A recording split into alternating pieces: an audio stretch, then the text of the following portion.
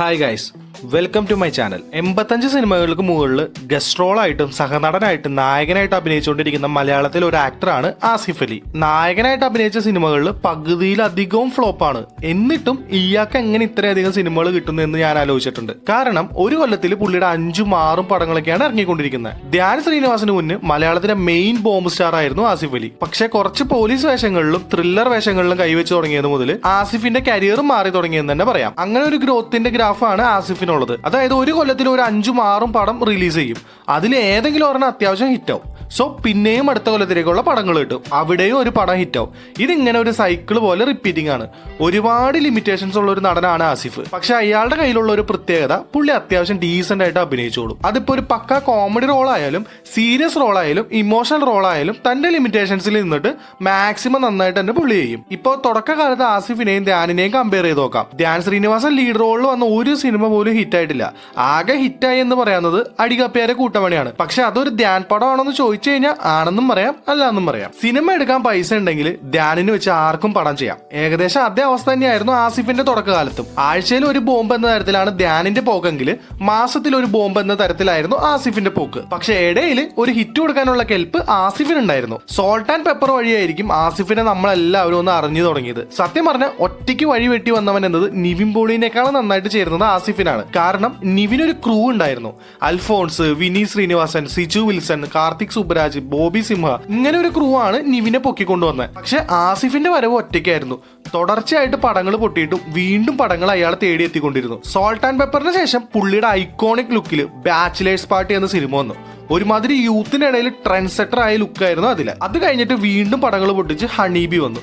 അതും യൂത്ത് ഏറ്റെടുത്ത സിനിമയാണ്. ആ സിനിമ കണ്ടിട്ടാണ് പ്രിന്റഡ് ബോക്സേഴ്സും സ്പൈക്ക് ഹെയർ സ്റ്റൈലും ഒക്കെ ഞാൻ ട്രൈ ചെയ്യുന്നത്. അതുകൂടാതെ ട്രെൻഡ് സെറ്റർ ആയ മറ്റൊരു ഐറ്റം കൂടി ഉണ്ട്, കളർ കൊന്ത. എന്റെ പൊന്നോ, എവിടെ നോക്കിയാലും ഏത് മതമാണെങ്കിലും കഴുത്തിൽ ഒരു കളർ കൊന്ത നിർബന്ധമായിരുന്നു. സ്കൂളിലൊക്കെ ഇത് വൺ ട്രെൻഡ് ഐറ്റം ആയിരുന്നു. പിന്നെ മച്ചാനെ വിളിയും ഇന്നലകളെ പാട്ടൊക്കെ ഭയങ്കര വൈറലായിരുന്നു.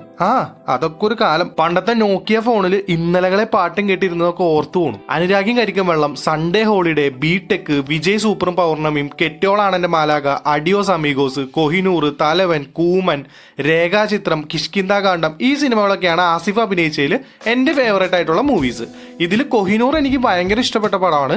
അതിലെ ട്വിസ്റ്റുകളൊക്കെ പൊളിയാണ്. അതുപോലെ അണ്ടർവേൾഡ് എന്ന സിനിമ, ഇത്ര അണ്ടർ റേറ്റഡ് ആയിട്ടുള്ള സിനിമ വേറെ ഇല്ല. ആസിഫ് അലി ഇത്രയും മനോഹരമായിട്ട് മാസൊക്കെ ചെയ്യുമെന്ന് ഞാൻ അറിഞ്ഞത് ഈ സിനിമ കണ്ടപ്പോഴായിരുന്നു. ആക്ച്വലി ഞാൻ എന്റെ ഫേവറേറ്റ് എന്ന് പറഞ്ഞ ചിത്രങ്ങളോടൊപ്പം ഒരു 3-4 പടങ്ങൾ കൂടി ചേർത്ത് കഴിഞ്ഞാൽ പുള്ളിയുടെ ഒരു ഹിറ്റ് ലിസ്റ്റ് കംപ്ലീറ്റ് ആവും. 85 പരം സിനിമകളിൽ അഭിനയിച്ച ഇങ്ങേരെ ഫീൽഡിൽ പിടിച്ചു നിർത്തിയത് സഹനട റോൾസും ഗസ്റ്റ് റോൾസും കൂടെയാണെന്ന് പറയാം. ഇപ്പൊ റോഷാക്ക്, ഓർഡിനറി പോലുള്ള സിനിമകൾ, വെള്ളിമൂങ്ങ, ട്രാഫിക്, മല്ലു സിംഗ്, സപ്തമശ്രീ തസ്കര, അമർ അക്ബർ അന്തോണി, ഉയരെ, വൈറസ്, 2018 മുതലായ സിനിമകളൊക്കെ ഭയങ്കര ഹിറ്റായിട്ടുള്ള പടങ്ങളായിരുന്നു. ഇതുപോലെ ചെറുതും വലുതുമായിട്ടുള്ള സിനിമകളിൽ അഭിനയിച്ചുകൊണ്ടും അതെല്ലാം വിജയമായതുകൊണ്ടും ആസിഫിന്റെ മുഖം പ്രേക്ഷകർ മറന്നില്ല.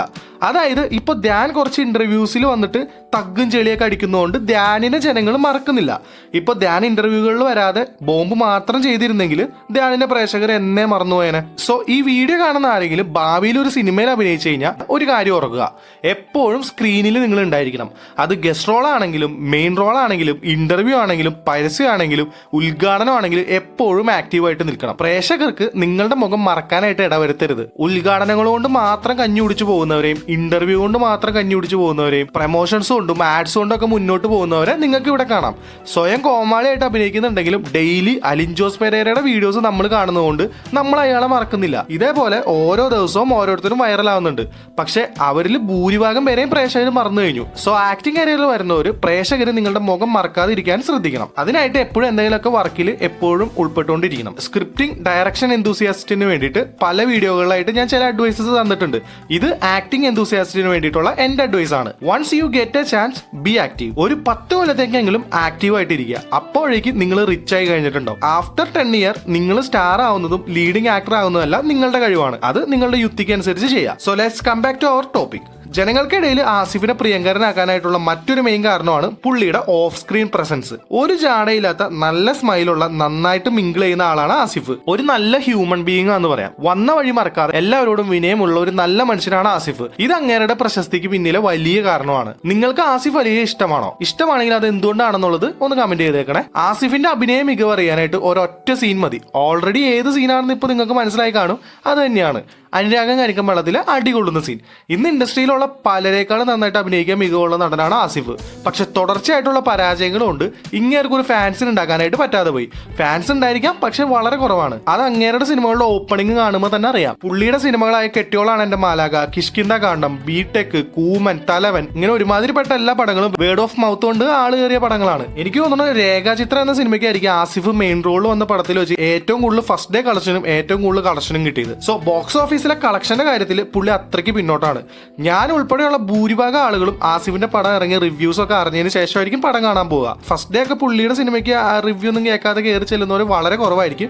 ഇനി അങ്ങനെ ആരെങ്കിലും ഉണ്ടെങ്കിൽ ഒന്ന് കമന്റ് ചെയ്തേക്കണേ. ദിലീപിന്റെയും ധ്യാനിന്റെയും പോലെ OTTക്ക് വേണ്ടാത്ത പടങ്ങൾ ആസിഫിനുണ്ട്. മന്ദാരം, ഒറ്റ, കൊത്ത്, രഞ്ജിത്ത് സിനിമ, കാസർഗോൾഡ്, ഇന്നലെ വരെ, എല്ലാം ശരിയാകും, ആണും പെണ്ണും. ഈ സിനിമകളൊക്കെ OTT വന്നോ ഇല്ലയോ എന്ന് പോലും അറിയില്ല. ഞാൻ കണ്ടിട്ടില്ല. ഇതൊക്കെ OTT വന്നതാണോ അല്ലയോ എന്ന് അറിയാവുന്നവരൊന്ന് കമന്റിൽ പറഞ്ഞേക്കണേ. ഒറ്റയ്ക്ക് സ്വരുക്കൂട്ടിയ കുറച്ച് ഫാൻസും കുറച്ച് സ്റ്റാർ വാല്യൂവും ആസിഫിനുണ്ട്. ഈ ഇടയായിട്ട് പുള്ളിയുടെ പടങ്ങൾ ശ്രദ്ധിക്കപ്പെടുന്നുണ്ടെങ്കിലും എന്റെ മനസ്സ് പറയുന്നത് പുള്ളി വീണ്ടും കുറച്ച് ഫ്ലോപ്സ് കൊണ്ടുവരും എന്നാണ്. കാരണം പുള്ളിയുടെ സ്ക്രിപ്റ്റ് സെലക്ഷൻ വളരെ മോശമാണ്.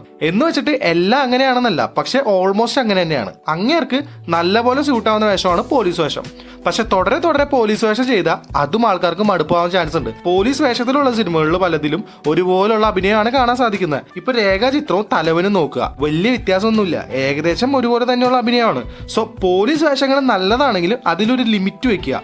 തുടരെ തുടരെ പോലീസ് റോൾസ് മാത്രം ചെയ്താൽ ശരിയാവില്ല. അല്ലെ പിന്നെ സുരേഷ് ഗോപി ഏതുപോലെ തീ പറഞ്ഞ ഡയലോഗ്സ് ഒക്കെ ഉള്ള പോലീസ് വേഷം ചെയ്ത് വലിപ്പിക്കണം. എന്നാൽ അതിനുള്ള എബിലിറ്റി ആസിഫിന് ഇല്ലാനും. അതായത് നല്ലവനായിട്ടുള്ള പോലീസ് ആകാതെ ഓഫീസർ ഓൺ ഡ്യൂട്ടിയിലെ കുഞ്ചാക്കോനൊക്കെ പോലെയായിട്ടുള്ള കുറച്ച് ക്യാരക്ടേഴ്സ് വേഴ്സിറ്റൈൽ ആയിട്ട് ചെയ്യാനായിട്ട് പുള്ളി നോക്കണം. അങ്ങനെയാണെങ്കിൽ ഒരു പക്ഷേ വലിയ മടുപ്പൊന്നും ഉണ്ടാവില്ല. അതുപോലെ ആസിഫിന് നന്നായിട്ട് വഴങ്ങുന്ന സൈഡാണ് കോമഡി. അതിൽ കുറച്ചുകൂടെ ശ്രദ്ധ ചെലുത്തണം. അഡിയോ സമയോഗോസ് ഒക്കെ നല്ലൊരു പടമായിരുന്നു. ആ സിനിമയിൽ ആസിഫിന്റെ റോള് വേറെ ആര് ചെയ്തിരുന്നാലും ഒരുമാതിരി ഇറിറ്റേറ്റഡ് ആയി പോയെന്ന് എനിക്ക് പേഴ്സണലി ഫീൽ ചെയ്തിട്ടുണ്ട്. പക്ഷേ ആസിഫ് അത് വളരെ കൺട്രോൾഡ് ആയിട്ട് അഭിനയിച്ചു. അതുപോലെ കുറച്ച് കോമഡി ഒക്കെ ഉള്ള പടമായിട്ട് വന്നാൽ കുറച്ചുകൂടെ സ്റ്റാർ വാല്യൂ ഒക്കെ മെച്ചപ്പെടും. ഔട്ട്സൈഡ് കേരള ഈ നടനെ അധികം ആരും അറിയില്ല. By the way, Shine Tom Chacko മുതൽ ഇന്നിപ്പോ സുരാജ് വരെ ഔട്ട്സൈഡ് കേരളയിൽ ഓളം ഉണ്ടാക്കുമ്പോൾ ആസിഫിനെ പോലെയുള്ള ഒരു മുൻനിര നായകൻ കേരളത്തിൽ മാത്രം ഒതുങ്ങി കൂടുന്നതിൽ വിയോജിപ്പുണ്ട്. അതായത് മറ്റു ഇൻഡസ്ട്രികളിലും നമ്മുടെ നാട്ടിലെ നടന്മാരെ പറ്റി രണ്ട് നല്ലത് പറയിപ്പിക്കാൻ ഇപ്പോൾ ഉള്ള ജനറേഷൻ ശ്രമിക്കണം. അല്ലാതെ മലയാളത്തിന് മാത്രം അഭിനയിച്ച് ഒതുങ്ങിക്കൂടരുത്. സോ ഔട്ട്സൈഡ് മാർക്കറ്റ് ഫിലിം കരിയറിൽ ഒരു ഇമ്പോർട്ടന്റ് ഫാക്ടറാണ്. അതൊരു നായകനായിട്ട് മെയിൻ ലീഡായിട്ട് അഭിനയിക്കുന്ന ഒരാൾക്ക്